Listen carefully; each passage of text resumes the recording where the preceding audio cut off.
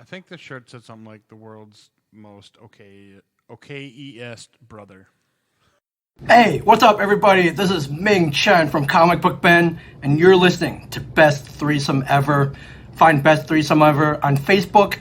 Search Best Threesome Ever. That's 3 with the number 3. It is my favorite podcast. Welcome to Best Threesome Ever, a podcast discussing all things revolving around nerdy pop culture. Probably not what you were expecting, but it's just as fun. Now here are your hosts, Nick, Rob, and Kevin. All right, here we go. Best Threesome Ever, episode 160, brought to you by Heroic Goods and Games and Jaybird Wines. I'm Nick. I'm Rob. I'm Kevin. And how is everybody today? Tired. I'm all right. I was at the gym earlier today. Because I had time in between my first Gahibbity Bibbities and my second Gahibbity Bibbity. So I went to the gym. Because I'm trying to go more often because I made a deal with my therapist that if I work out 3 times a week, I can buy something stupid. And buy something stupid, I did.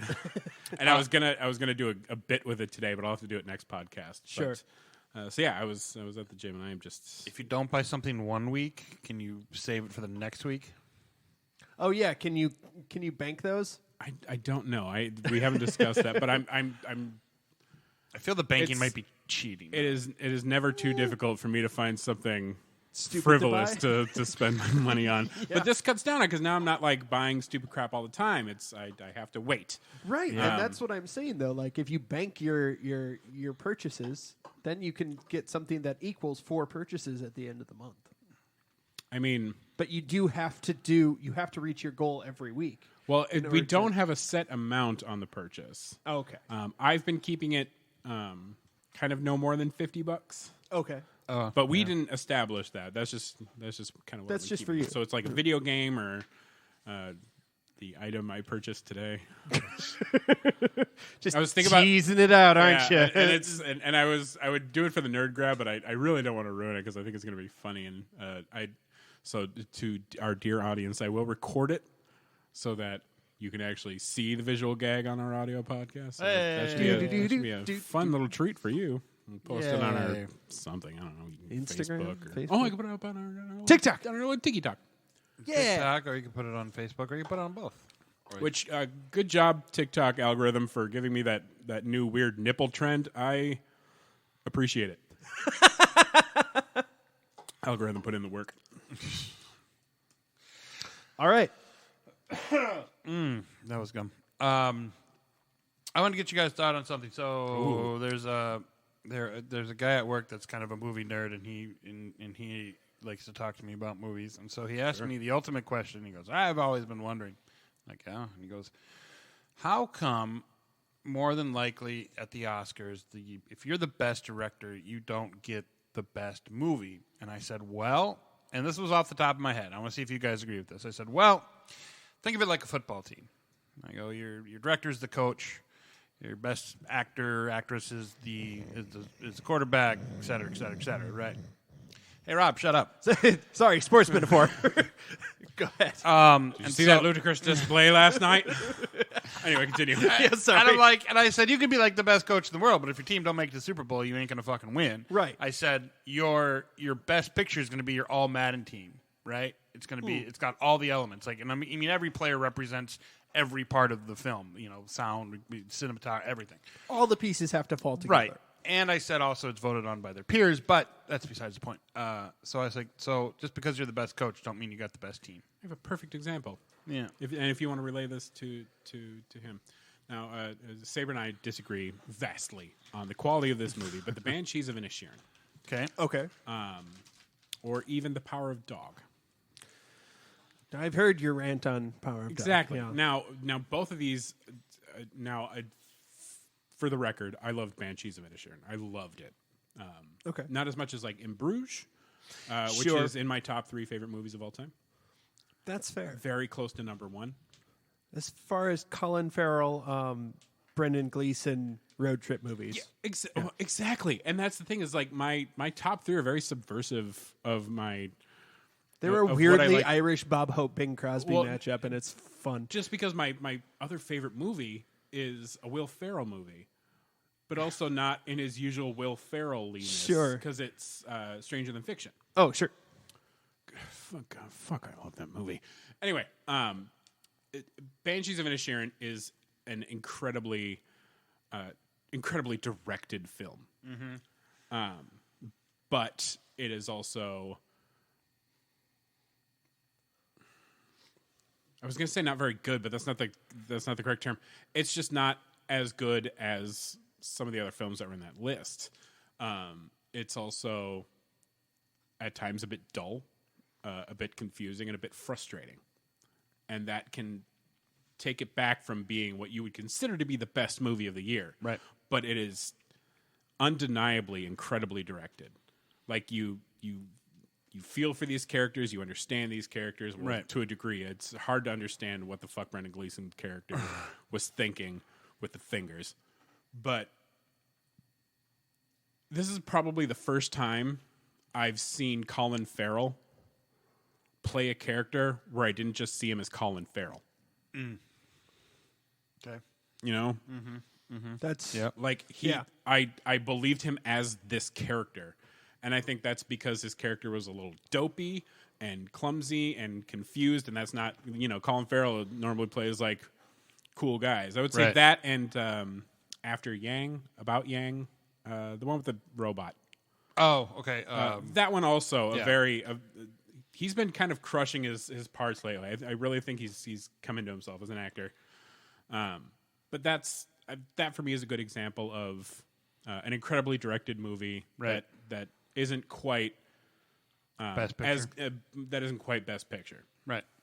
So, and just to look it up real quick, Best Director and Best Film went to the same movie this year. right, this year, but he was just saying In years overall. past, yeah, that's Overall. not I mean, it's often not typical true. that it happens that way. Yeah. But I believe for the Golden Globes, Banshees Oh, I believe that. That makes sense. won, I think, Best Director, but not Best Picture. I have no idea. I'm going to look that up while you guys talk amongst yourselves. Yeah. So I was just thinking if the analogy was a good analogy or I think pulling it out of my butt. I think, I fell asleep in it, but yeah, the analogy makes sense. The analogy is perfectly reasonable, and notwithstanding my personal feelings on sports analogies, Right, but it was because the I best did it for the bit. the best way to just kind of simplify, because it's their peers voting on them. It's also the Academy, which we all know is the Academy, and the Academy works the way it does. And because he was like, well, I didn't think Everything Everywhere Almost at All at the same time was a very good movie. Incredible. Yeah. And he was like, so I don't think Jamie Lee Curtis should have gotten the Oscar. And I said, well, first of all, he's wrong. I agree, but I said that's exactly what I said. I said, first of all, you're wrong. But also sometimes, and not that she wasn't deserving of it, but also sometimes it's body of work. I was going to say it's a longevity. Like, it's a long time coming. This was a pretty good fucking movie, and definitely fucking she deserved it. Especially for the Oscars, like it tends to be a very complex sort of system in that, not only do sometimes performances are awarded correctly, and sometimes the narrative and story spun around both the performance and this is especially true in Best Actor, Best Supporting Actor, Best Actress, Best Supporting Actress. I got screenplay, by the way. Oh, okay. Adaptive or original? That's a good question. Original, I believe. Okay. Right. Because it was, I believe, an original screenplay. Okay. Now, a perfect example of what I'm thinking right now is this year's award ceremonies with Brendan Fraser and Ke Huy Quan. Yeah. Did they both put in great performances? Probably. I didn't see The Whale because, I don't know. I don't like Darren Aronofsky for the most part, actually. He kind of ruined my day once. Fucker. Marlon Wayans is a precious gem and deserved awards from that movie. Anyways. Are we talking about Requiem? Yeah. Absolutely. Without a doubt. like I appreciate and respect Darren Aronofsky as a filmmaker, but fuck, that guy makes movies that just Sort of make you want to die at the end. yeah. Either from an overdose or apparently eating too much, I guess. And the backlash around the whale about the fat phobia and the fat shaming and casting a relatively slim actor as a morbidly obese person compared to what he put on to do the movie. Like, Yes, but he had actually just lost quite a bit of weight, and before that, he was big. Like, if you see pictures of him as Firefly, oh, thank you. Ooh. I didn't realize how muffled I was until you pushed that little thingy. As Firefly and as Robot Man, when they did like his live action scenes, he was big. he was bulky for sure. Yeah. And I just, while I definitely am a person who likes to see, the bigger people represented. I think that is that big of a character is difficult. Yeah, and I think you're right. There are a few actors. There are, but it is, but not nearly enough to, fund a film like Brendan Fraser.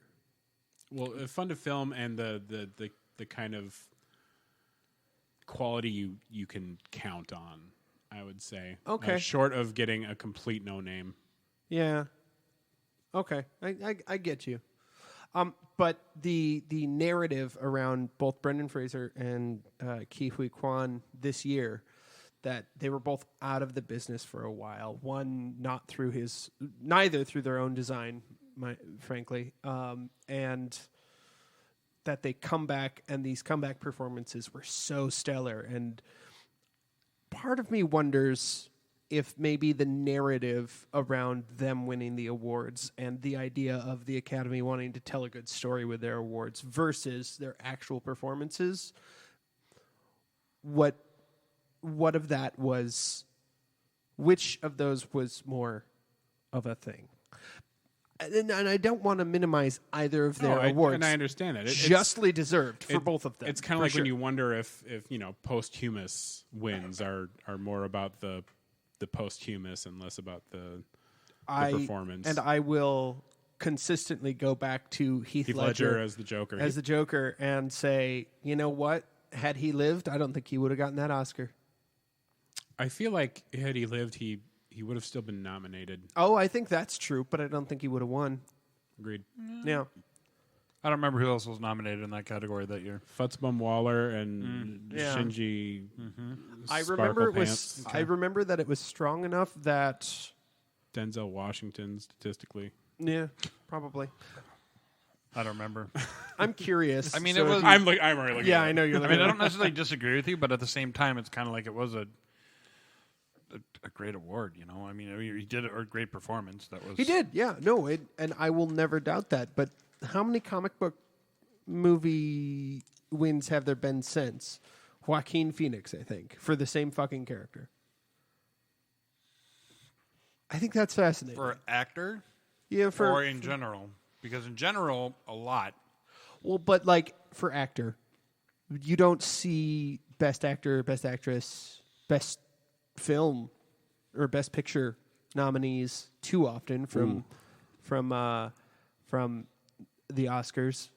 Black Panther got the nomination that one year, and then you saw there's that famous clip of whoever won Best Picture over Black Panther, and then Chadwick Boseman is turned back in his seat to say to someone, and there's this perfect expression on his face where he's like, "This fucking place." Ultimately, superhero genre, they don't get nominated. Well, of course they don't. Yes, Kevin?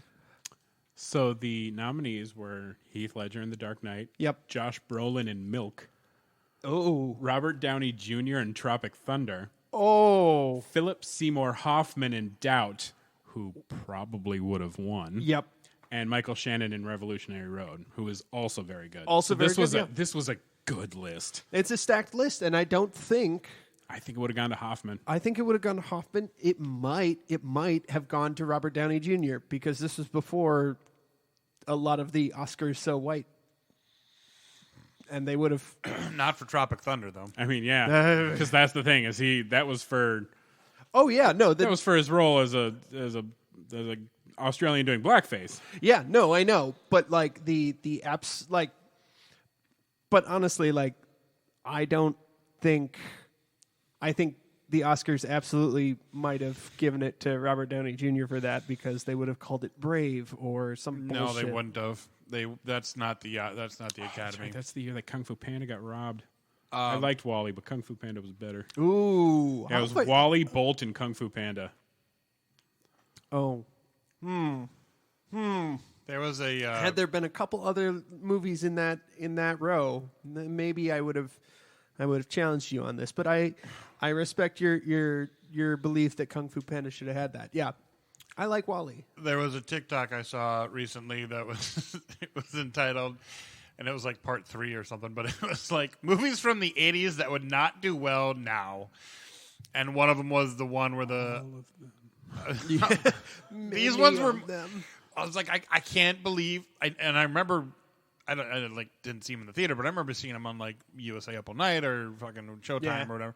But like there was the one where the white kid like went blackface, and like the one where with C. Thomas Howell. Yes. Oh, Love that you immediately knew.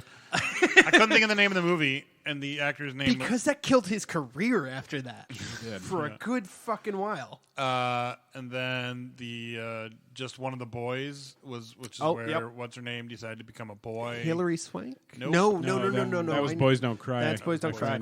Way different. There's a couple other ones. You're just like, wow, these were actual movies in theaters that actually made a profit. Big Trouble in Little China. I'm gonna watch that on Saturday, and I'm very excited. I've never seen it. I don't care. So, I think it's such a great movie. It is a great movie. It's got James Hong, right? But oh yeah. Yeah, but good, just good. watch it going, just knowing that you're gonna go, oh boy. Oh yeah. There's exciting. I'm so excited for this. Definitely is, but I think they made it like. I'm going to have to make a drinking game out of it. I feel, God, Lee would know this better than I would, but I feel that when they made it, like they were kind of like, here we go. That sounds like all movies made in the 80s, but okay. I'm sorry. They Maximum Overdrive, sir. We watched Gone in 60 Seconds last night to fall asleep too. Oh yeah, and I had to make myself like go to sleep while watching it. Like I'm like, all right, I gotta take off my glasses and really curl in because otherwise I would have watched the whole movie. That's fair. I forgot like the fucking names that were in that flick. God damn. Yeah. Oh, it's surprisingly well. Same thing with cast. The Replacements. Yes. Holy shit. Yeah. Yep. Fucking Also Jon Favreau. Yep. Looking like the Vulcan in Star Trek Picard. Yep. Orlando Jones, who is a crime that he's not in more stuff still. Orlando Jones. What's his name? Who was the kicker? Reese Evans. Yes. Yep. Oh God. And he was so like Gene Hackman. I don't want to say Hackman, of methy course. looking, but he had his best twink going on back then. Yeah. Was he in Train Spotting? No, he wasn't. No, that was Robert Carlyle. I don't know why I confused them because they look nothing alike. And yet here we are. And yet here we are.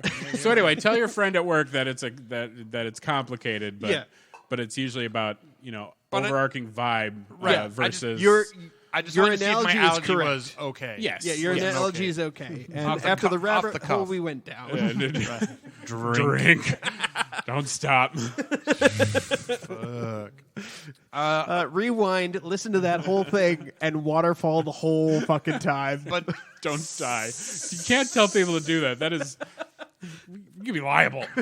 could be. Don't listen to Rob. Rob gives bad advice, kids. We know. It's practically a disclaimer at the beginning of every episode we have. God, it really should be. Can we put that disclaimer in? It's at the end. Please note, the views and opinions expressed by Rob Holiday do not reflect any good choices one could possibly make in life. But you might have a good story at the end, so it's your call. That like the these are quasi-professionals. Don't try this at home. Hi, I'm Rob Holiday. Welcome to Best Threesome Ever. This is the shopping cart.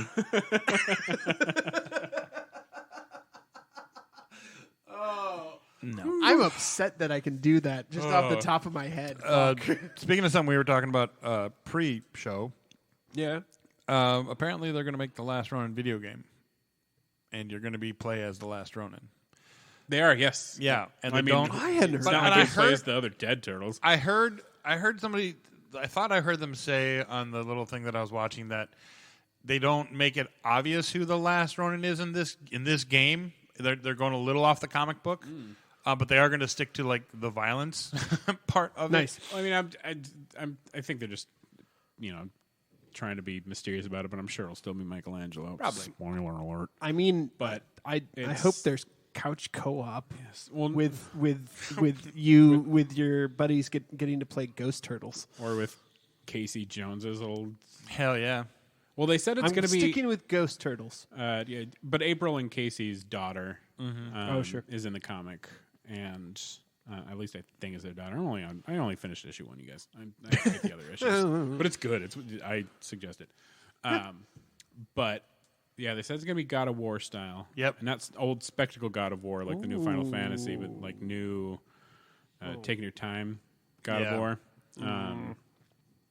And so that would that would lend to little Jones girl being like your little backup sidekick. Right. I suppose. But I would like it if it was almost more of a which I mean the combat isn't dissimilar, but Sinuous Sacrifice with the turtles talking at you and giving you like when to dodge, when to move advice. Yeah.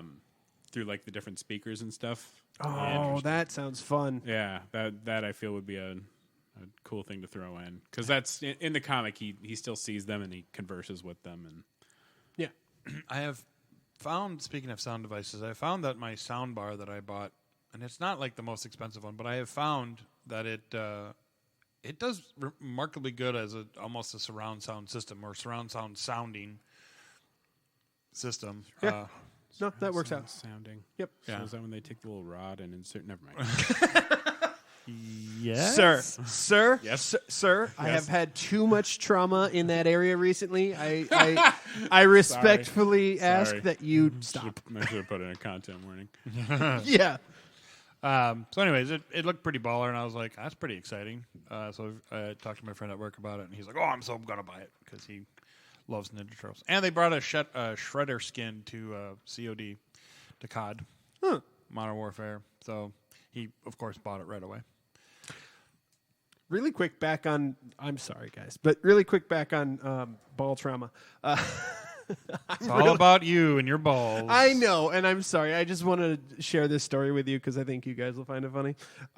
Just over chat with one of my coworkers, my coworker Shelby, who has started listening. So hi, Shelby. Thank you. Hi, Shelby. Hey, Shelby. Shelby has 2 kids, a son and a daughter, and Hi, Shelby's kids. no, they won't be listening. I figured not. Yeah, probably. Kids, if you're listening, don't listen to Rob and his advice. Oh Because no, of all they the know fuck better. shits and blomies. Fuck shits and blummies. Awesome. So we're talking about, one of our coworkers was like, "Oh, just wait till you become a grandparent," and she just kind of goes, "No, I'm going to kick my son I'm going to have someone at school kick my son in the balls so hard that he can't use them." And like it was Oh, that's like just mean. It was like silence on our chat for a minute, and she's like, "What? No one thought that was funny?" And I just had the perfect response. I was like, No, for me it's too soon. She lost her goddamn mind. I'm very proud of it. Okay, I'm sorry. Enough about my balls. I would love to hold you to that, but I know it's not true. Fair enough. Aha, perfect. Merci beaucoup. Yeah. Marcy Beaky. Edit out this noise. Danita. Oh, Thank you. So what else? Do you want to talk about Mando? Yeah, let's talk about Mando. What about Mando? Oh my god, it's getting so fucking good. Spoiler alert, we're going to talk about Mandalorian. Yep. If you're not caught up to This is episode... all the way chapter 21. Chapter 21. Just stop listening for like 20 minutes and then we'll Yeah. come back. I appreciate that we have a plot again for the series. Yeah, it's not. Yeah. Well, we definitely had quite a bit of plot, towards the end of the last season. But like a lot of Mandalorian up until recently has just been Mando's adventures and going from planet to planet, Yeah. fucking things up. Yeah. But Still now going they're planet fucking things up. Yeah, they seem to be pushing hard into taking back Mandalore, into Bo-Katan becoming the leader of the Mandalorians again, because they've she's been really putting in that work. And goddamn, we got a little Rebels homage with Zeb. Yep. I think his name was Zeb. Yep. Zeb Jeb. Yub. Nub nub. Yub nub. Voiced by still voiced by the incredible Steve Blum. And, okay. A voice actor, idol of mine. Extraordinaire. Yeah, an idol of mine as far as voice acting goes, because I first heard him in his dulcet tones as Akito Makishima in Guyver. That was not what I was expecting. As you to Guyver say. 3. My very first anime obsession. And I came very close to becoming a weeb, you guys, just so you know. But, No, I but believe something you. happened, and I took a turn. And I went to me, X-Men and Batman instead. But For me, Steve Bloom boils down to 4 words: "See you, space cowboy." That's where it is. absolutely, for me. absolutely. Cowboy Bebop, but Spike I, Spiegel. But I saw Guyver first, and Guyver is how technically I saw Akira first, but Guyver was what got me into anime. Yeah. And then I saw Cowboy Bebop and Trigun, and I was like, fuck yeah. So I've been trying to make an effort to watch through all of sort of the classic Studio Ghibli stuff. I watched Kiki's Delivery Service last night. That's a lot of people's favorite. I see why. I understand why. I get it. Mine is and will always be Princess Mononoke. Fair enough. I haven't watched Most people's is Spirited Away. I will disagree with you and say I know quite a few people who much prefer Howl's. Howl's Moving Castle, yeah. Yep. So anyway, Mandalorian. Let's not. Yeah. Let's try and keep it on track for once in our fucking lives. Sorry. So Mandalorian. Wow. It's going places. Yeah. Yeah. No, I think it has a storyline again. It has a plot. It has. It's nice to see Paz Vizsla get off his fucking high horse. Oh, It was nice to see Ahmed Best get a fucking reprise. Holy fucking shit. Holy fucking shit. He was the man in that episode. Yeah. Yep. So good. And then we saw that it wasn't R2-D2 that we thought that we... I know. Yeah, that's fine. And I have a feeling like they were thinking that, and then they decided to go with, hey, what if? There is a new season of What If coming out, by the way. And Carl Weathers, Oh, my who God. directed the episode. Yes. Yeah. Holy shit. Yeah. Did that boy direct an episode? Mm-hmm. God damn. Yeah. Just 2 incredible episodes back to back. I also really appreciate the memes that have come out of the episode before last, with the Bo-Katan seeing the mythosaur and the armorer, brushing her off. Between the Good Place, using Jason's, that's right, they're real to me too, and the Marge Simpsons when Bart saw Krusty the Clown. No, on the street in your mind. So those 2 memes have been lending perfectly to this episode. Sure. Between the armor and Bo-Katan. But yeah, so they're kind of deculting themselves. They're willing to reunite and bring the tribes together, and fuck Right. me, man. Right, and I was kind of like, what's her deal? Like, what's the armorer's deal with going like, no, you're not a Mandalorian until you've bathed in the waters, and then she's all hell-bent on their ways and totally shunning Mando for, taking off his helmet, and then all of a sudden she's like, I changed my mind. It's okay. Yeah, I don't know if I like that so much, but I think we're going to get a reason for that. My guess it's going to be either vision based or she seeing Bo-Katan's commitment and knowing who she is as a person made her go, I believe her. I believe she really did see the mythosaur. And I believe fucking this is the way. Right. I don't mind her. I thought for half a second, I was waiting for it. I was like, Armor's gonna take off her fucking helmet. It's gonna be her sister. I thought she was gonna take off her helmet too. But I thought it was gonna be your sister and be like, hey, I'm your sister. Ah! I'm glad they didn't do that. Really glad they didn't do that actually.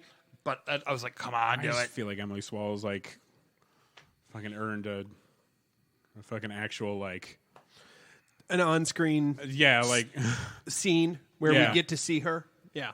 And it was kind of cool to see the Mandos act as like a unit and come together and fucking Oh, I loved that. destroy. And every time they got hit, they just kept getting back up like, ha ha, Yeah. Beskar, fuck you, bitch. Yeah. I don't think one of them died. I don't think so either. Maybe one who I think got crushed by something that got blown up Yeah, maybe. when the guy had the E-web thing. Maybe. But, And then Big Boy comes in with his fucking, killer multiple machine gun thing. and I knew not Cad Bane was gonna either A, be the last one shot down, or B, punk out like a bitch, and he punked went out with, like a bitch. He went with B.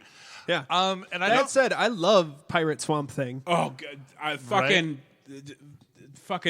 Captain Barbosa, I am Groot ass bitch. I love that guy. I love his outfit. I love his little Queel, Nautilin or Noggin. Is Mr. Smee? Yeah, his Mr. Smee with Yeah. his sweater and everything. Yeah, Space Smee? Yeah. Oh God, I love them. I want a whole series about them. Right. And then Right. I thought it was funny that they incorporated into this Hammerhead Corsair a fucking captain's wheel. I'm like, I don't think that was supposed to be like that. It's in the Corsair. flair. I loved it. Oh, I did too. And I Don't think get me that wrong. was his customization. He was like, I want to go whole hog on this pirate Yeah. thing.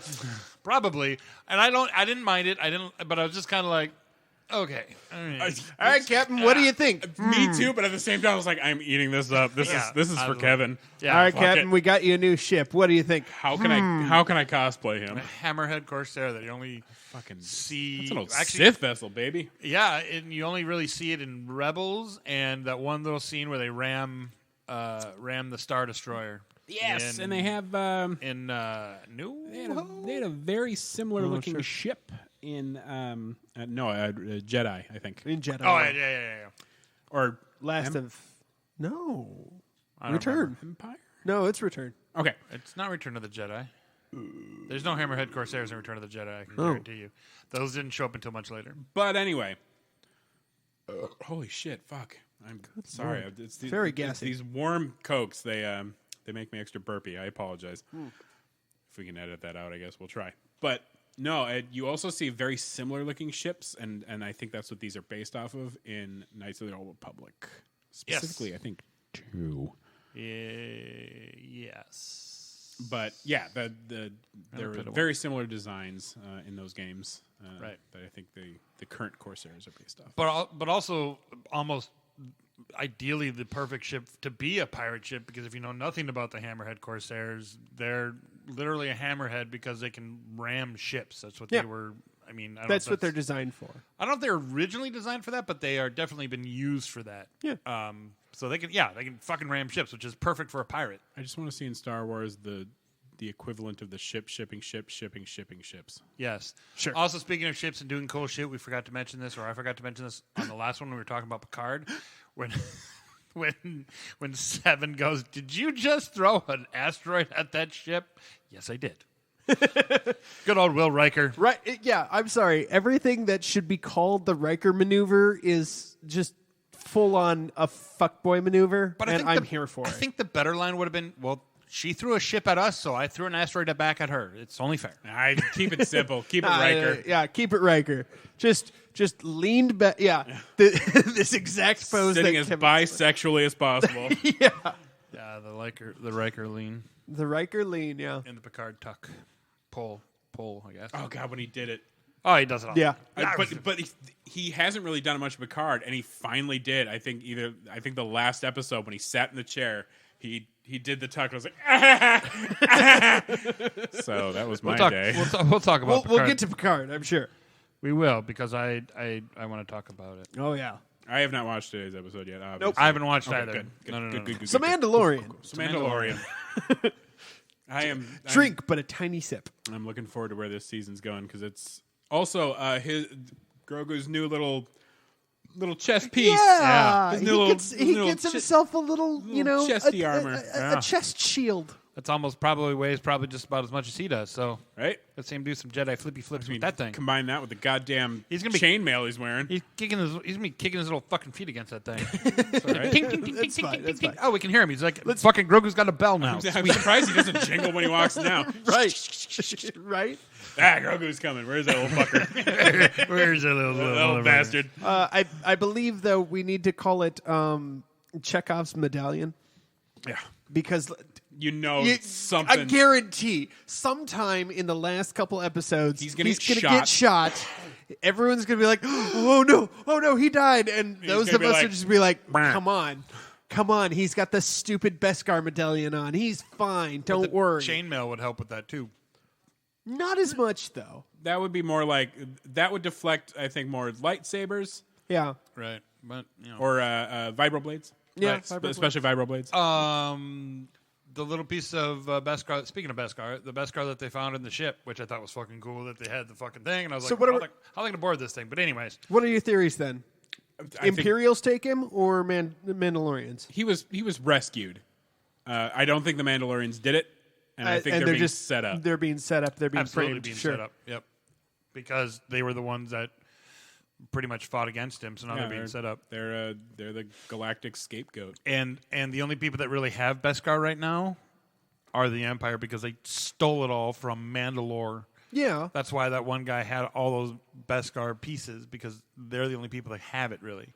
It's very hard to find. That's why the Mandalorians don't have it right now. But I think the reasoning of like finding the Beskar in the ship, my immediate thought was, okay, so there's two options here: either ex-Imperials or Mandalorians, and both are reasonable. Because yeah, absolutely, I can see a Mandalorian faction going, "It's justice time." They don't have ships. He said it himself. Yeah, they're very much in hiding right now. They're not out and about.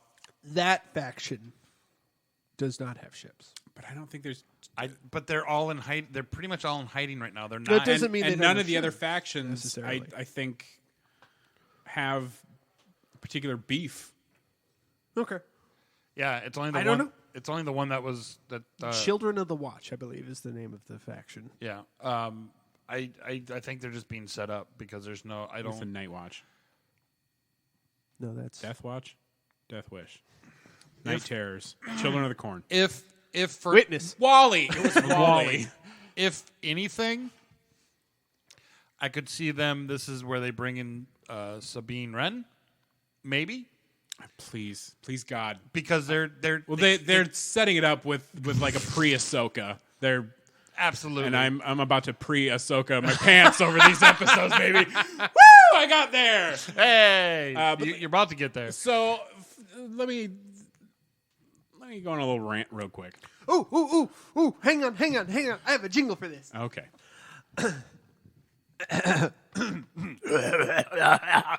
There's so much setup here. I'm sorry. All right.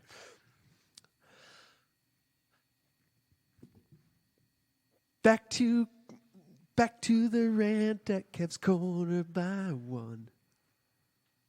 We'll workshop it, but I like We'll workshop it. The pieces are there. I chose to go with House at Pooh Corner by Kenny Loggins. It's fine. I love it. Yeah. So, and I want to preface this with sponsor Daddy, I still love you. But you spoiled this episode, bro. The meme is supposed to be spoilers without context, and I think you posted something a little different in the title of your meme, but you definitely spoiled the fact that a rebel was going to show up in this episode. Now, I appreciate that you tried to play it off when I complained about it and said, I think this panel is a little spoilery. Tried to say, well, this is just sort of where I feel like this season is going. This is my instinct. So I do appreciate that you tried to play it off and you didn't just double down like that other guy did and say, no, it's not a spoiler. You tried to kind of misdirect me, and I appreciate that. But I did then come back on the post and say, yeah, this was spoilery as shit. Because you're supposed to, when you do spoilers without context, they're supposed to be like completely off the wall bonkers. Like I was going to do one of those for a John Wick 4, but I just got lazy. For those that don't know, those are the 4-picture memes. Yeah, the 4 pictures where, whatever spoilers without context, and it's supposed to be things that are tangentially related. And the other 3 they were very funny because it was like Tim Meadows and the Ladies' Man, Yeah. a picture of Davy Jones, something else. I can't remember what. Anyway. By the way, it is Children of the Watch. That's the name of the faction. And so I complained about it, and it's spoilers bug me, and I know lots of people don't care. I know Graham care. never gives a shit, but I care. But what I found often on the internet is when people spoil something and you say, hey, that's a spoiler. You ruined this thing for me a little. People's reaction to you calling them out on a spoiler is to get belligerent, get mean, and double down. And I don't understand that. Why you can't... What is it about the internet that just makes you go, well, fuck you, this isn't a spoiler because of this reason, or no, whatever, you shouldn't be on social media then. It's lots of victim blaming and no, I didn't do anything wrong, instead of just going, shit, that's my bad. I didn't mean to do that. Like, where does that sliver of hate inside of you come from when you're on the internet? And I'm familiar with the greater internet dickwad theorem, which is normal person plus total anonymity plus audience equals total dickwad. Because I don't people get it. know people have a natural tendency to become defensive about things and just not take it as like we're not saying this to be mean, we're saying this because we want you to do better, or we're just saying, hey, by the way, maybe you should. And for the record, I do understand. This is more of a rhetorical, I want you to look within yourself sort of question. Oh, sorry. Like, I understand it. I do. I understand that people get defensive, and when people are called out on something, it is their knee-jerk reaction to be offended that they were called out, because when you're embarrassed, you tend to get mad. That is a natural reaction, but it's just so much easier to go, oops, my B. I promise you it is. You're not gonna lose any respect from anyone. In fact, you're gonna gain respect from people. Yeah. As a matter of fact, I commended somebody who, in one of my Star Wars groups, shout out to Star Wars leftist Star Wars shitposting. Great Star Wars group, because it's all very people who should be Star Wars fans and not the other kind. And somebody put in a spoiler warning at the beginning of a post that was for a non-canon book written 30 years ago. And I'm like, I wish everyone had this fucking energy. I really do. Because like I certainly believe in a cap on spoilers. Like, right. All I ask for the most part is that you wait a week. Yeah. And a lot of times I go, oh man, I would love to post this meme, but I don't want to spoil it for anyone. And by the time, I can feel good about posting it, it'll be old news and people won't care anymore. So I understand the urgency of wanting to be seen on the internet. And a lot of times that comes with spoilers. But all you have to do is not. Yeah. Just stop being a dick about it. If you spoil something and people go, I don't appreciate that, don't say no, it isn't. The misdirection is a better alternative to the getting belligerent. I will take misdirection and you just sort of trying to diffuse the situation so much more over the doubling down of belligerency.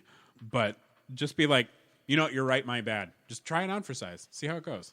Yeah. Again, Matt, I'm not talking directly with you with that one. I appreciate how you handle it. I'm just saying that was, in fact, a spoiler. That's my rant. Fucking fuck. This rant brought to you by Kevin. Nope. This rant brought to you by Jaybird Wines. God. I'm craving mead, too, and I still can't, it's so sugary, and I can't really drink alcohol for another, 2-3 months. Boo. And I've been craving But you know what that means? Just in time. Yeah, I'll be able to drink at Fest this year. Yeah, your tolerance will be nothing. Oh yeah, you'll be a cheap I'm date. so excited to make a cheap date out of you. Because a lot of people have not seen me drunk. They've seen me maybe buzzed or enthusiastic or tipsy, but not a lot of people have seen me drunk. I've seen it once. Yeah, I don't think I've ever seen it. You were not in that hotel room that night. No, I was pretty drunk at the party. Oh, that's right. Just not nearly as bad as you. Oh, you weren't there that year. Never mind. You weren't. You weren't at that one. I was talking about your birthday. Yeah. Where we ended up in a hotel room together. Yeah. Yeah. It's exactly as sexy as you think it is. It's true. Yeah, that's what I was picturing in my head. Sexy pillow fights and lingerie. And right. Yeah, absolutely. Ooh, do you still have that nightie? No, I didn't. When I got too big for it, that's fine. I'll have to get a new one. Yeah. No, all right. that's fine. Amazon's a thing. thinking like a floral teddy this time. Oh no, that's fair. Bedazzle it in the chest area. A lacy tanga, maybe. Yeah. There you go. So Mandalorian. Sometimes we go on riffs that It's are a just squirrely episode. Yeah, sometimes our riffs get a little weird. So I think we're all excited to see where it goes. I think there's only 3 episodes left. I don't know. Probably. Is it only an 8 episode? God, these Yes. are too short. I agree. But if you think about it, each episode's an hour long. It's an 8-hour-long movie. So Not all I- of them have been. Here's the thing. I, for one, They're like 45 appreciate minutes. that we've moved to the British model of television. I love it. I wish we could get just like a little bit longer. Like Bad Batch was 16. That was nice. yeah. But they're like 20. Ghosts, I'm surprised is doing longer seasons. That's been swell. But like 10, okay. But it's when they're doing like the 6 and 8s. Yeah. It drives me fucking bonkers. That's fair. Yeah. 6 and 8, unless the last episode is like an hour and a half or something. Then, anyways, so Picard. Should we talk about? We're going to move on to Picard. Jean-Luc Picard. And yes, 3 episodes left. Fuck. Yeah. I'm gonna be out of town for chapter 8. It's all right. We'll find time to watch it. So let's see. I want to how far talk back? about how I think when you bring back characters that haven't been together for 30 years. Sure. I feel in the past, shows have run into tropiness or just not completing a character. But I think in Picard, they are writing the perfect je ne sais quoi love song to the Next Generation cast. I don't know what that means. Stop I will it. continue to Every make that time. joke every time. So I really appreciate that they're not doing the Matrix thing. Yes. Where it's sucking its own dick with nostalgia. Yes. They much more went towards the Top Gun Maverick. Yes. Where it's just a whispery kiss of hey, remember this? Like with the like at the Daystrom Institute. Yeah. With The whistle? Yeah, with the whistle and Moriarty, and that went somewhere completely different than we were all expecting. I And I love it. absolutely expected a whole episode of us having to deal with fucking Moriarty, and I was in. I want to be clear about this. I was fully in for a whole episode about Moriarty being an absolute jack-off. I was so ready for it, and it didn't happen. But it was and- still clever. And I'm not disappointed. Yeah, it was still clever. That's the thing. It was basically an intricate password system created specifically for Riker, and where you got to see baby Riker and baby Data a little more time doing the whistling, and it was Marvelous. I love that. That's such a good homage to that. Not only that, but Geordi is the guy that's in charge of the museum, the Fleet Museum, which is like the perfect, just like the perfect Geordi. What a fucking feels trip that was, by the way. It was almost on the level of the motion picture masturbatory ship scene. But they were just like, oh, remember this one? Remember this one? Then when they hit Voyager and it played the theme. Yeah, no, I loved that they played. Did you heard them play the DS9 theme under the Defiant? DS9 theme with the Defiant and And then the Voyager theme under Voyager. and the one with the whales. Yeah. The HMS Bounty. Oh god. And why? So I thought it was funny, by the way, that they were like, they stole the, spoilers, by the way, they stole the cloaking device off the Past that. HMS Bounty, but the Defiant, which is already a Federation ship, has a cloaking device. It's the only one that did have one. Why didn't they steal that one? Because that was technically classified. But it's still there. But Seven would have known it was there because she was. No, wait. No, Worf would have. Worf would have. Worf would have, but like Worf wasn't part of that. Worf was on the Daystrom, wasn't he? Yeah. Yeah. So Worf didn't know that they had found the Defiant. True. The only one they knew, the only cloaking system they knew about was HMS Bounty. The cloaking device on the Defiant was classified during the Dominion War, and it was never, I'm assuming, never declassified. Well, it's probably still got it. Probably, but it's classified. No one would know. Right. That's not But general knowledge. It's also possible it had been removed. Maybe. Because, like, I'm sure In at some point accordance people with- like do tours of the ships, and Yeah. if they go to engineering, somebody goes, What's that? right. Some upstart engineering student goes, that's we're on a Federation ship. That's not supposed to be. Okay, fine, whatever. Also seen Captain Shaw That's fanboy. what I was just about to mention. You son of a bitch! I was like, speaking of engineering students watching the hero worship coming from fucking Shaw, going. Jordy, hi, Jordy. Jordy. And I didn't know this before, but apparently the guy that plays Captain Shaw is a big, huge fucking nerd. Oh, huge nerd. He has Leia meeting R2-D2 tattooed on his fucking forearm. Dork. Oh. And I think he's got a Yoda. I think there's a Yoda over there too, which I think is absolutely hilarious that he has Star Wars tattoos and he's in a Star Trek show. Also, how many fucking 12 Monkeys references are we going to go through in this show? A lot of them. Holy shit. A lot. My God. The main thing I was the Ferengi and the Vulcan. Yep. Jesus. The main thing too that I was going to mention was about the whole love sonnet to the Next Generation cast is that so Geordi's his daughters obviously are there, and you meet his other daughter who is his real life daughter. Yeah, and then he's upset that his daughter's a helmsman. I'm like, you were a helmsman in the first season, you jackass. I mean, and he's not upset with her, but. I look at Geordi from season 1 as essentially Chekhov. He no offense to the show, but he filled a quota. You know, that's a really unfortunate thing to say, but like Geordi as the helmsman filled a quota. Geordi as the engineer was a fully fledged character with actual story and ideas. Oh yeah. But like, yeah, no. But he started out as a helmsman because they already had an engineer, which was Miles O'Brien, which was. He was not an no, he wasn't. He wasn't an engineer. Maybe he was only a transporter chief in Next Gen. Was he? Yeah, I thought he was in charge of the engineering for a while. Nope. I like to think of season 1 where Geordi at that point was still just like a mid-level engineer. But they had lost their helmsman, and he was filling in on shifts, especially to keep him. But on he was wearing camera. red. Well, yeah, because he wore red when he was on his helmsman shifts, and I'm sure he would have changed to yellow when he was doing his engineering shifts. Yeah. That's my headcanon that I just made up, and it's infallible. I don't hate it. I wouldn't say that, but I don't hate it. Well, maybe he just decided that being the helmsman wasn't where he could best be suited, and I think Picard might have noticed that. And I think the show realized that they were underutilizing the guy from Roots. I don't remember if there was an actual episode where he officially took over, or was it just like next season? He was there. Next season he was just there. there. But I wouldn't be surprised if there is. But also in any Star Trek, you can't take anything that happens in season 1 too serious. No. Yeah. No.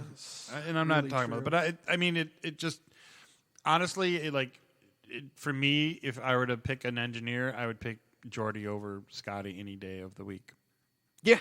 Same. I mean, as smart as Scotty is, I would pick Geordi. I think Geordi's a lot smarter. And this is no offense to Geordi. And inventive and ingenuitive. Yeah. Yes, that's true. But if we're going to talk about inventive and ingenuitive and able, like flexible and able to think on their feet as an engineer, I think you can't ignore Miles O'Brien. You can't. But you said he wasn't an engineer. He was a transporter chief. He was a transport. I'm not talking about Miles O'Brien on TNG. I'm talking about Miles O'Brien on Deep Space Nine. Oh, okay. Where he was the chief of engineering at a Cardassian space station that was then transferred over to Bajoran control, right. And they had to add Federation parts to it to make it work. Like, talk all you want about like Scotty putting dilithium crystals back into a Klingon bird of prey, Geordi making sure that a warp core doesn't explode every 5th episode. Miles O'Brien had to basically invent a new kind of engineering to make that fucking space station work. But at the same time, Scotty also did a lot of things that were basically like well, I bet I can hold this together with paper clips and duct tape. Like the dude was a jury rigger to the nth degree. Oh, absolutely. And let's not forget the fact that he was able to pull up from memory the formula to transparent aluminum. That's a good point. He was Okay, just so, like on an old Yeah, Apple IIe computer. Exactly. all right. Hello, computer. From memory, he was like, "Oh yeah, this is the formula for that." All right. Here you go. I will revise my statement then. Miles O'Brien is the logical end of the road of Scotty and Geordi. Now, B'Elanna Torres is neat, but I don't. No offense, I don't think she's in the conversation. But in terms, and I agree with what you're saying, but in terms of like being on a starship, Miles O'Brien would be like, so I'm pretty sure I know what's going on. And not to say he couldn't do stuff, but I don't think he could be as... I think he would be boring. Well, I just don't think he could do as much as Geordi did in all the situations that they were in. I just don't think Miles had the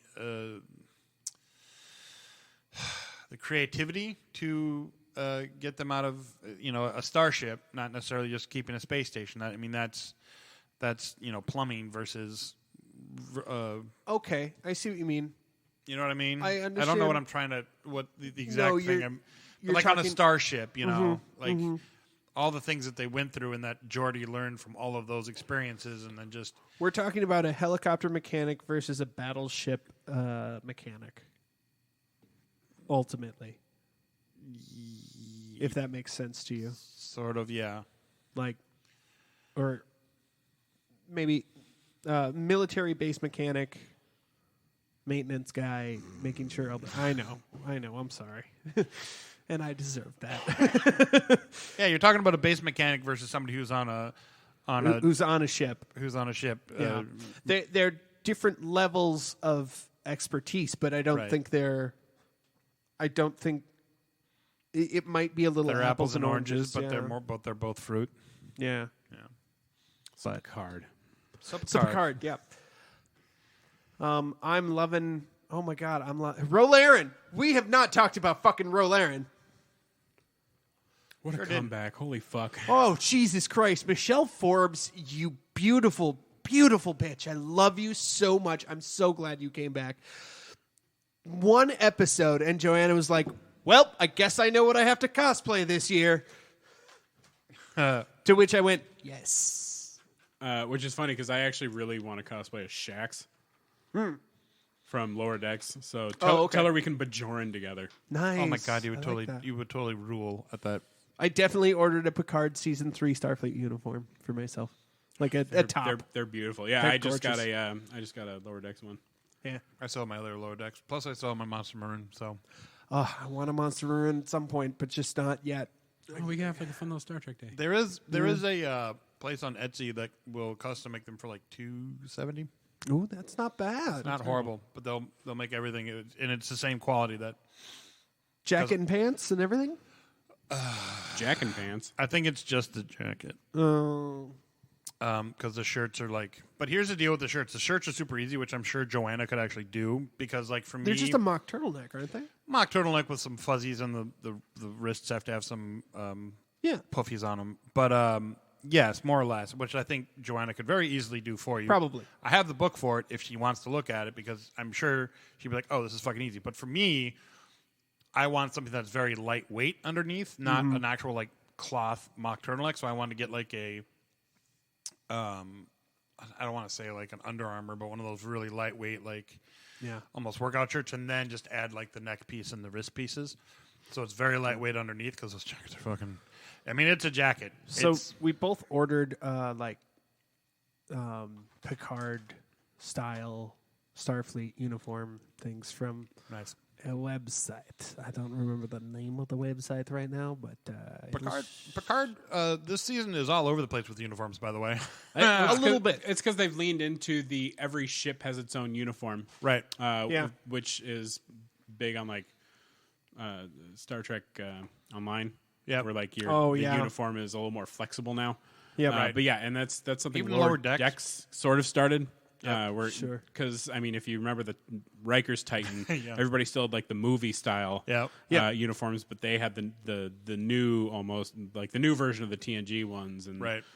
So yeah, that I think they're leaning into that, and I appreciate that. I do too. It gives some panache to And those the, fucking leather some jackets. variety I want and- those leather jackets. God. Oh, right. I want what I want is the Strange New Worlds, the new version of the Captain's Green. Oh, the green. I thought you were about to say the Monster Maroon. I was like, No, I actually did like that too. Shut up. But no, his green where it was like sort of a leather jacket, sort of like a leather smoker's jacket. Oh God, it made me horny. So But it still had like the wraparound thing, but it was built into the suit. Oh God, it was gorgeous. Yeah. Fuck. But yeah, Michelle Forbes coming back. Holy shit. And then I was just thinking, I'm like, I feel like the last time I saw you, you were getting stabbed through the chest by a bull. Yeah. Yeah. Yeah, that sounds right. The reference. True Blood. Okay, cool. She played the Lamia. Oh, gotcha. She was probably the best villain on the show. I didn't watch the show. I watched season 4-ish, I think. That's definitely after I stopped. I don't know. Okay. ASMR podcast time. No, the fact that they sewed up all of the little dangling threads of plot between Picard and Rolarin. Oh, Yeah. that was so sweet, and like, unfortunately, foreshadowed her fucking.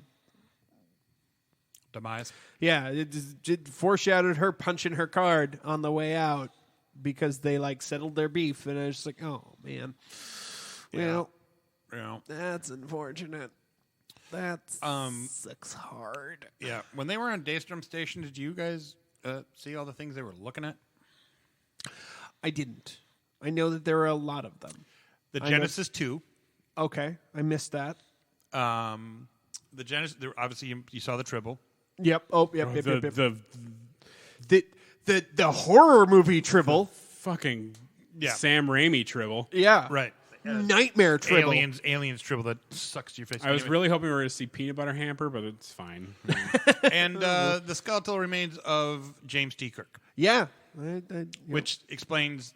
I don't think we should give away the future plot point of it, but yeah, the remains of James T. Kirk, which means they went to Viridian to get it. 3.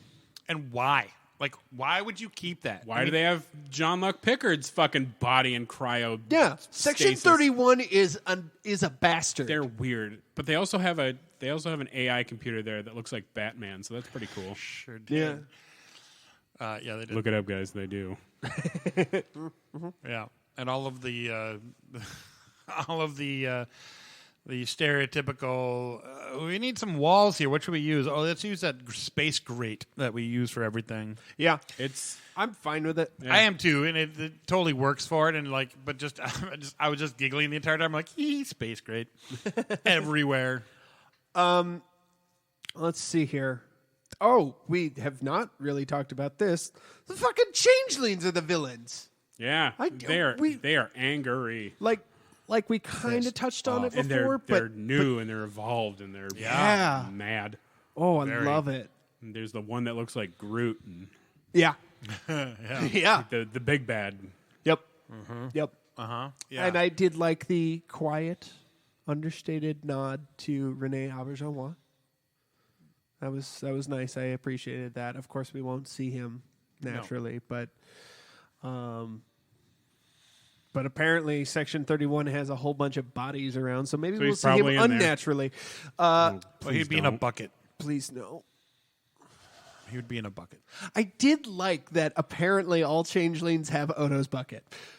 No, they have to. They have to go back to their form. They Yeah, can't but just- they don't all have Odo's bucket. they all have the bucket, a bucket, Well, I think they just, ceremonial or some have an Odo bucket, some have like a duffel bag, some have like a really nice vase, Somebody's got like a cat box somewhere. somebody's got an ice cream pail. an old cowboy spittoon. Isn't that Odo's bucket? More or less. More or less. Yeah, I like that the changelings. Ooh, I like that they brought the changelings back as a villain because that is fun. What would your changeling container be? Fun game. Ooh, this is a fun game. Ah, Jesus Robb. Christ! God damn, Rob. I'm so calm sorry. down. Fuck. I didn't know where the leg was. I have Visual all- casualty on an audio podcast. Yes. It's like All of the little figurines on our table just went same nuts table over. for the past years. I know. I fucked Earthquake test. up. Yeah, no kidding. I hope nobody heard that. I'm sure there was a terrible sound. What would your container be?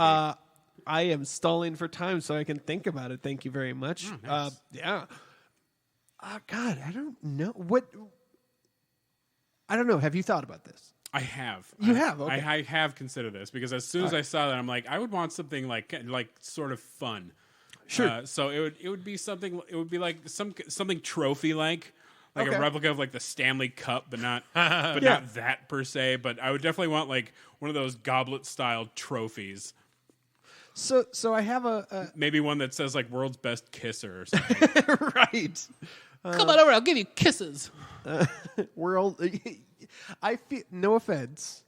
Well, no, I don't think this is offensive. Actually, I feel like you would have Steve Carell's world's best boss mug. Yeah, that might be. That sounds like you. That feels correct for you, for your love of The Office.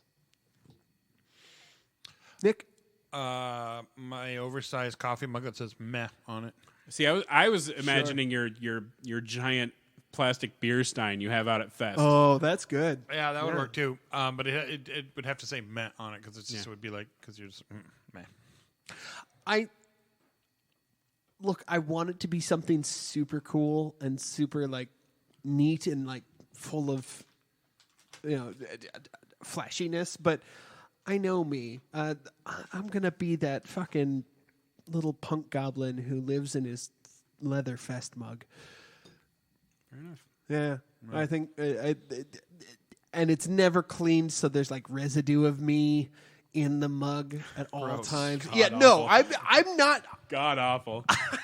I'm telling you, this is not a good container, but I'm fairly certain if it's me, I'm pretty sure that's exactly what it is. Fair enough. It's the poorly kept leather mug. It's not a Mac. It's probably a Levine. Maybe an Alanda. It'd probably be an Alanda, actually. Yeah, you're coming out smelling like leather. Yeah, yes. Oh, God, yeah.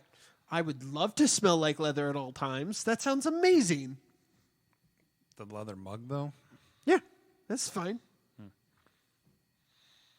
Who's the dork with the Star Trek ringtone? Was that you, Rob? Yeah, that's Okay, just checking. It's me in every episode. I also was watching Generations. Why didn't they fire back at the goddamn Klingons once they were fired upon? But anyways, Picard. Yeah, well. They're too busy flying all over the place. Well, Again, excited to see where this goes. I have one grape. Deanna's got to be a changeling. Ooh, do you think so? The one that's they have there? Yeah, Because the way yeah, she yeah. said, "Oh, Riker." Do you think so? Yes. I hope not. But I am I don't think- expecting. I I'm don't- expecting a main cast member to be a. I don't think she, the real Troy is. I think Yeah. the one that's on the ship is. No. I think I'm expecting a main cast member to be a changeling. Because otherwise, still. where's the daughter? Yeah, Whose name I'm totally Majesta forgetting. or something? I want to say something She's still like alive. Artemis or something. yeah. I But don't you remember. would think Riker would know that by now if she was. Yeah, I don't know. But, Data. Data lore. Data Data lore lore. before? Data lore before lol. Whatever Soong. The Yeah. current Soong is who they Yeah. obviously used as the also- body to make the goal and Right. make it, Obviously, yeah. And to they make also it very mentioned. convenient. They also mentioned the Soong. Not the Soong daughter. What was the female android? Lol. Was that her name? Lol from are you Next talking Gen. about? Are you Yes. talking about Lol. Yeah. It's lol. They don't mention Soji at all, but that's fine. Because I think she's a different thing. Yeah, probably. So this is my one gripe so far of the show. And that's that we've killed Data twice now. And yet, Data keeps coming back. Now, I understand that he's like 5 different personalities inside of this body. but it's still Data. Data's there. I love that Lore's there. That's spectacular. And I would like to see an episode coming up here where Lore takes over completely because fuck yeah, I want Lore. But it does sort of undo the feels trip we went on at the end of season 1. And at the end of, at the end of Nemesis, do we really want to? Okay, never mind. Sure. But like it, again, it cheapens every death Data's had. And it cheapens Brent Spiner's performance both times, I think. Because we keep coming back to Data. And look, I know it's not Data, but it's Data. Well, I mean, the moment we had between Geordi and Data was... Speaking of field strips. That's spectacular. But, like, everything from them getting onto the Daystrom and Moriarty coming out and making the music happen so that you know we're talking about Data. Data's who were... Well, there was a line way early in the episode that gave it away when they said that Daystrom's got a sophisticated AI system that is meant to... what did they say? It's a line from Next Generation what was the line when they talked about the creation of Moriarty? They wanted a person. They said that exact same line about the Daystrom Institute's security system. The AI security system. Kestra, by the way. Kestra, that's Thank you. So I agree that it kind of cheapens the deaths, but at the same time, I want Brent Spiner to continue to get work and like continue to come back to Star Trek, and I want that all the time. Want him to show up in the new Night Court. Oh God, yes. Oh, can he please? Oh my God, as playing the same character. The same character, absolutely. I can't remember the name of the character right now. It was a hillbilly character. Yeah, it's great, spectacular character, but it didn't. I don't feel that.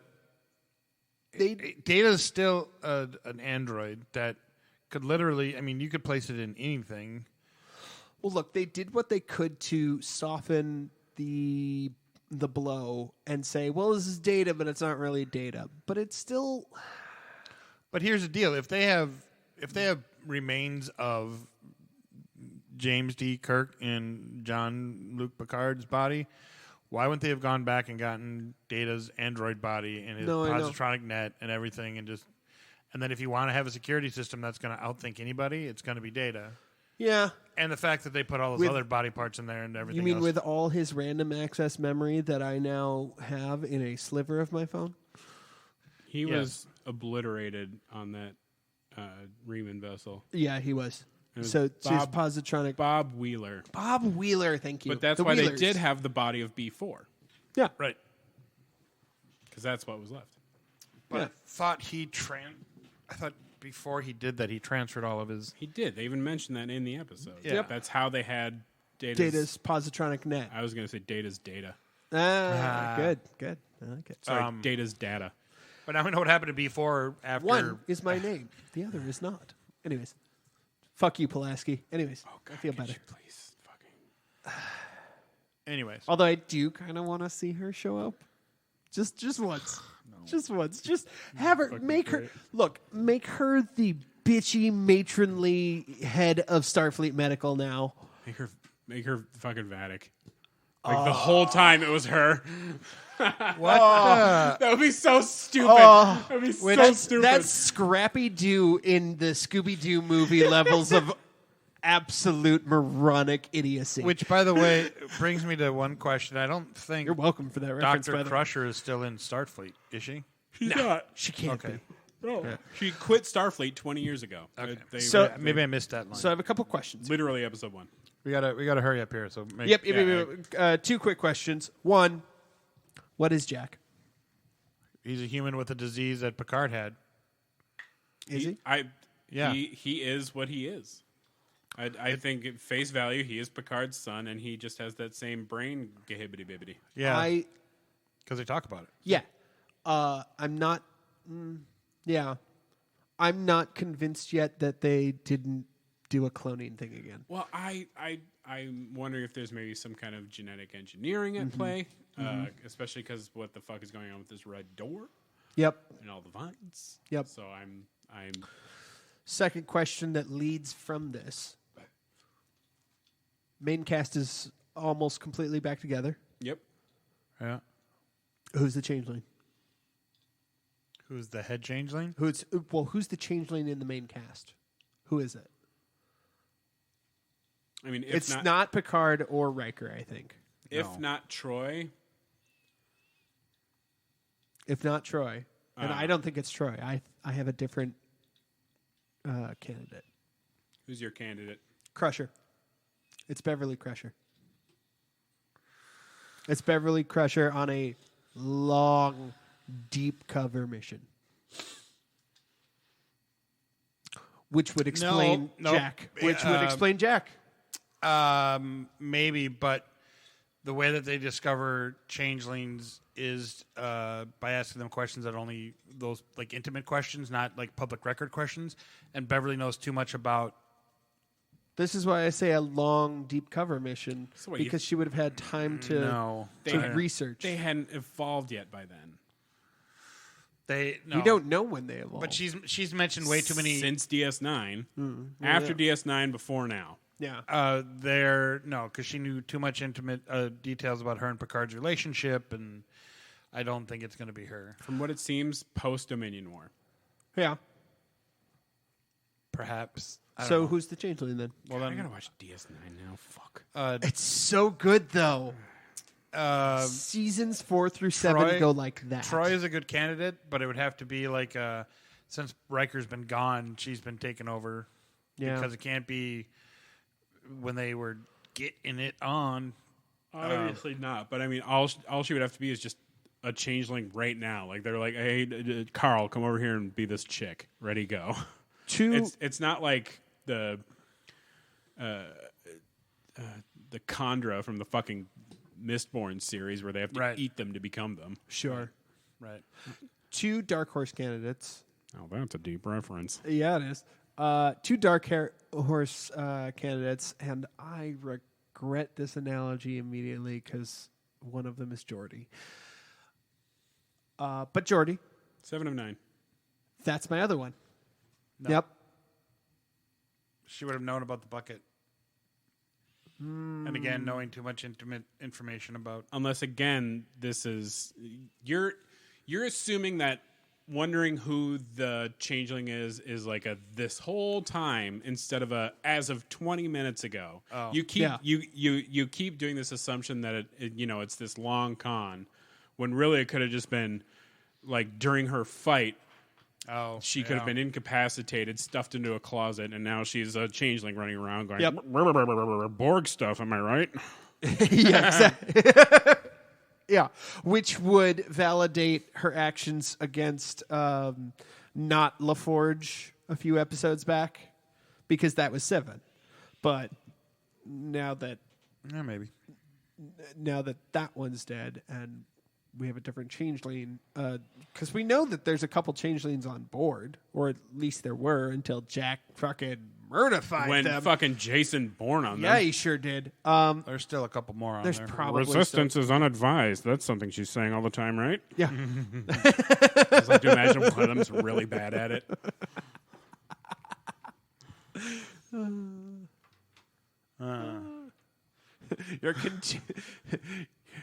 Your continued opposition is not suggested. I'm going to throw my vote to Shaw because we haven't really seen him a lot, and he was injured. Yeah.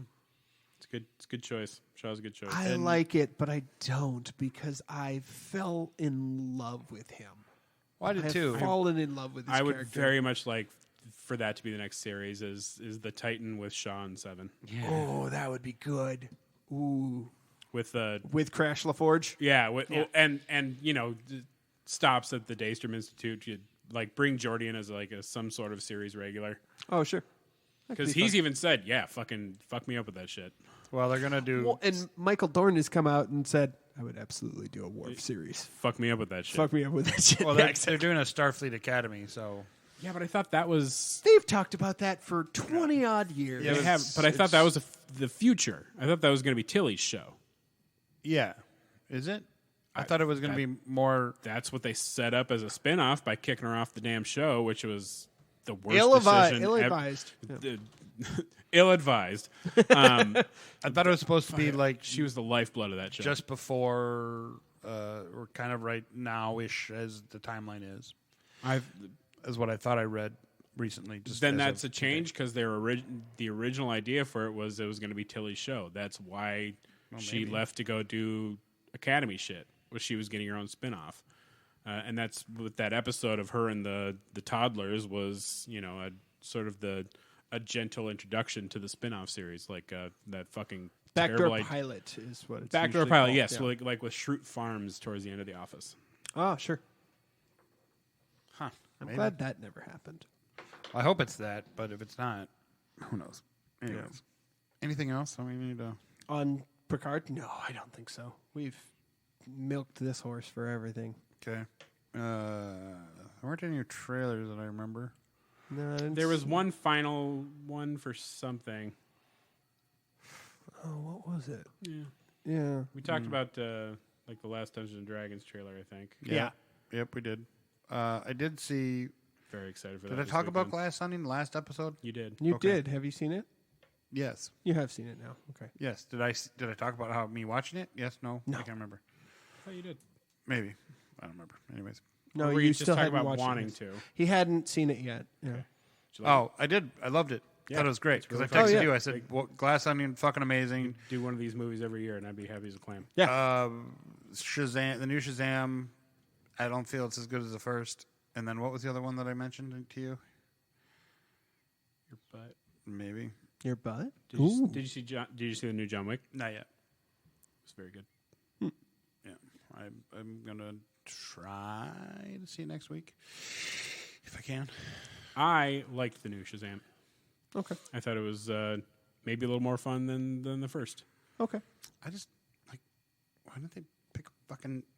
Oh, I said, oh yeah, that's right. I said Glass Onion was amazing. Resident Evil, there's so much wrong with this movie, and then Shazam 2 was enjoyable, but not for me, just not as good as the first. This has happened between last episode and this episode, and we have not talked about it, and I'm disappointed in us. Lance Reddick. Lance Reddick. Lance Reddick, you guys. Oof. John Wick 4. Oh my. Yeah. Well, he's in it, right? Yes. Yeah, okay. Because he's He's his handler, right? yes. Okay. He Oh, yeah. sure is in it for a time. Oh, no. And what's interesting is they managed to get a tribute to him squeezed into the movie. Oh, good. And it's at the beginning. Oh, good. So I figured out how they do that now, how they can do it so quickly. Because it's all digital. They don't need to do reels anymore. Right. They just send an updated copy. Yeah, exactly. Because I sent it Yeah. to the Duh. super secure cloud. Uh-huh. Well, for people that don't know, Oh. so the way the digital theaters work now, they don't obvious. they don't send them a reel. They don't send them the old data tapes that they used to have or the data things or anything. So they literally the place will send it up to the fucking cloud, and then the receivers on the digital projectors, when it's time, the company will send out an unlock code, Yeah. and then the theaters can put in the unlock code, and boom, they get it, and they Yeah. download it, and they just, it's literally a series of JPEGs that you're watching. You're not actually watching like a film, which is, Ian explained it to me. It was fucking blew my mind. So I didn't know that. I mean, So- that's what a film is, but right, but I mean, ultimately, yes. That's why it's called a motion picture. All right, enough of your newfangled language shit. But I just mean like the file is not just like a movie file. It's like literally every frame so of the movie. it's still basically a reel. It's just a new future-y version of it. yes, Yeah. yeah. It just plays all the pictures, the files very quickly. We live in wondrous society. times. It's crazy. Blew my mind. Did not know that. So, yeah, there we go. Nerd grabs. Nerd grabs. So I started rewatching a television show that I had forgotten about, and boy, I'm disappointed I had. So I started watching Psych again. Oh yeah. Oh my bud, you should get on it. You should come back. Well, I actually watch a couple of episodes here and there. Do you? Just Okay. just when I have nothing better to watch, or if I'm all checked out on my It's my white noise right it's- now, and it's- it's great. for whatever reason, Psych is not one that I can watch like from beginning to end as a binge. It's one I just go, here's a random episode. Let's watch a few here. It's you can that jump show in for me. and you can jump into it. I started at season 4. Yeah. Which is a great season, by the way. I think I'm going to have to go back and start from like 1 or 2. I remember that 1 is a rough season, but that's okay. One is and that's the thing with a lot of comedy shows. Yep, season 1 is always season a 1 rough. is like, I mean, fuck The Office. What a rough season 1. Yeah, but the pilot of Psych sucks. it sucks. It's so bad. You can skip that. But yeah, it's and like I always get a little heartbroken with Lassiter. Yeah. It was fun seeing him on New Amsterdam. Okay. I didn't really watch that show, but I would watch episodes here and there if I was just casually hanging out because Sabra watched it from start to finish. Sure. And so I'd come out, episodes here and there. But I managed to watch an episode that he was like one of the guest stars on. Okay. And motherfucker was he funny. But he was playing up like he basically like he lived with a guy where they were comedy partners, and one had he had this disease that was basically keeping him paralyzed, and his caretaker was played by Timothy, who he they worked into the plot that he had this big stroke, but he was the caretaker of this guy who is now basically paralyzed. Yes. But they were both like these comedy partners together, and Jesus fucking Christ, the riffs on these guys. Ugh. Nice. I'm positive that some of that had to have been improv because he was being squirrely, but in the best way. I have with Psych. I have found that I definitely tend to gravitate towards, especially in comedies. I've noticed I very much gravitate towards the gruff father figure. Mm-hmm. So, like, on my comedy Mount Rushmore of gruff father figures, it's Dr. Cox and Corbin Burnson as Henry. Sure. Now, I don't know who the other two are, but, like, it's Cox and Henry at this point. Corbin Burnson, how did we forget about him? He's so good. I mean, I feel like Red Foreman should be up there. Red Foreman, yes. Yeah, that's you're welcome. That's a good call. Yeah, Red Foreman, I think. If you have not watched through all of that 90s show, it's a show. It's not terrible. It's not terrible. It's just not that 70s show. Sure. But the saving grace of that show, of course, is Deborah Jo Rupp and God damn it, Red, whose actor's name I can't think of right now. And now I'm... Yeah, I know. It's right It's there. on the tip of my tongue. Uh-huh. Okay, give me Yeah. time wise. Yeah, we can lock this up. Okay. So that one actor. Yeah, that one actor. Yeah, Psych. If you have not watched it in a couple of years, I recommend you go back and do that. And Somebody's yelling at their... Kurtwood Smith! Yes! I was like, somebody's like screaming at us right now. It was me. No, actively listening to this know. podcast, they are screaming. Yeah, I know. So yeah, like, if you haven't watched Psych in a while, go back and watch a couple episodes. Doesn't matter where. It still holds up pretty damn well. It does. There's a couple. There are a couple of times that most definitely does not. Do you remember? We gotta wrap this. All right, We gotta go. We're at an hour and 33 minutes. Okay. Sorry. Like, Yep. So yeah, Psych. I thought it was very good. I played the Diablo 4 beta. oh yeah. Yeah. I'm really enjoying it. I like the open world of it. I really like the druid because he looks exactly like me. And I really fucking appreciate that. I like that I can play co-op with Sabra either on the same TV or it's cross-console. Oh. So I that was cute. I enjoyed the fucking shit out of that. Yeah, I'm looking forward to it, but I still got to wait a few months. But I'm also now playing Resident Evil 4, the remake. Oh yeah. Okay. And it slaps. My only complaint is that they changed the voice actor for the merchant. Oh, I've heard. And like the phrase "What are you boyin'" has lived in my head rent free for like decades now. Yeah. And so when it was, I'm like, there he is, and then he talked, and I'm like, that's That's not you, you imposter! I was very disappointed because, like, literally, like a catchphrase between my friends and I is, "What are you boying? What are you selling? What a vagina?" That's what we'd say to each other. Oh. It's weird. That's a recurring character on another video game podcast. Like, they do the Resident Evil 4 merchant voice. I think that's so. But yeah. Diablo 4, Resident Evil 4. I had a fucking blasty the last weekend with those bad boys. Nice. So I think I'm about halfway through RE4 now. So I'll probably have that. I'll hopefully have that beaten before we go to Disney. Beat it. I got nothing really. I didn't do anything nerdy or watch anything nerdy or I don't know. Nerd. I know. I didn't nerd out. Sorry. I didn't nerd out as much as I normally do. So That's not true. You got a bow that fires magic light arrows. that's what I do. Straight out D&D. In our D&D game. Okay. I was like, what the fuck is this technology? I want some. I did get an Omega bow. I want to call it the Omega bow. Sure. Omega.